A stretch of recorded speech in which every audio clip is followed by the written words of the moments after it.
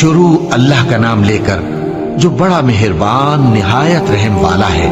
یاسین، قسم ہے قرآن کی جو حکمت سے بھرا ہوا ہے۔ اے محمد صلی اللہ علیہ وآلہ وسلم، بے شک تم پیغمبروں میں سے ہو، سیدھے رستے پر ہو۔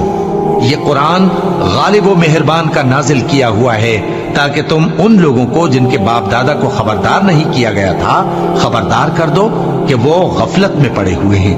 ان میں سے اکثر پر اللہ کی بات پوری ہو چکی ہے، سو وہ ایمان نہیں لائیں گے۔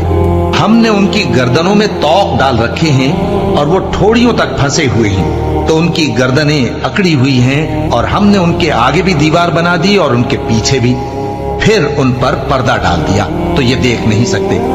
اور تم ان کو خبردار کرو یا نہ کرو، ان کے لیے برابر ہے، یہ ایمان نہیں لائیں گے۔ تم تو صرف اس شخص کو خبردار کر سکتے ہو جو اس نصیحت یعنی قرآن کی پیروی کرے اور رحمان سے غائبانہ ڈرے، سو اس کو مغفرت اور بڑے ثواب کی بشارت سنا دو۔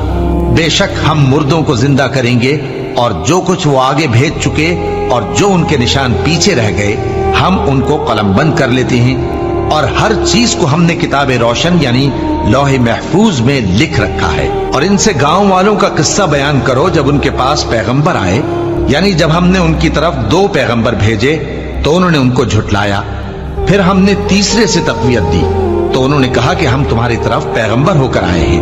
وہ بولے کہ تم اور کچھ نہیں مگر ہماری طرح کے آدمی ہو، اور رحمان نے کوئی چیز بھی نازل نہیں کی، تم محض جھوٹ بولتے ہو۔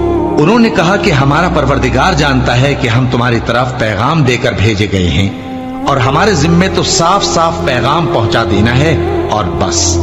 وہ بولے کہ ہم تم کو اپنے لیے منحوس سمجھتے ہیں، اگر تم باز نہ آؤ گے تو ہم تمہیں سنسار کر دیں گے اور تم کو ہم سے دکھ دینے والا عذاب پہنچے گا۔ انہوں نے کہا کہ تمہاری نحوست تمہارے ساتھ ہے، کیا اس لیے کہ تم کو نصیحت کی گئی؟ نہیں، بلکہ تم ایسے لوگ ہو جو حد سے تجاوز کر گئے ہو۔ اور شہر کے پرلے کنارے سے ایک آدمی دوڑتا ہوا آیا، کہنے لگا کہ اے میری قوم، پیغمبروں کے پیچھے چلو، ایسوں کے جو تم سے صلہ نہیں مانگتے اور وہ سیدھے رستے پر ہیں۔ اور میں کیوں اس ذات کی پرستش نہ کروں جس نے مجھے پیدا کیا اور اسی کی طرف تم کو لوٹ کر جانا ہے؟ کیا میں اس کو چھوڑ کر اوروں کو معبود بناؤں کہ اگر رحمان مجھے نقصان پہنچانا چاہے تو ان کی سفارش مجھے کچھ بھی فائدہ نہ دے سکے اور نہ وہ مجھے چھڑا ہی سکیں؟ تب تو میں کھلی گمراہی میں پڑ گیا۔ میں تو تمہارے پروردگار پر ایمان لایا ہوں، سو میری بات سن رکھو۔ حکم ہوا کہ بہشت میں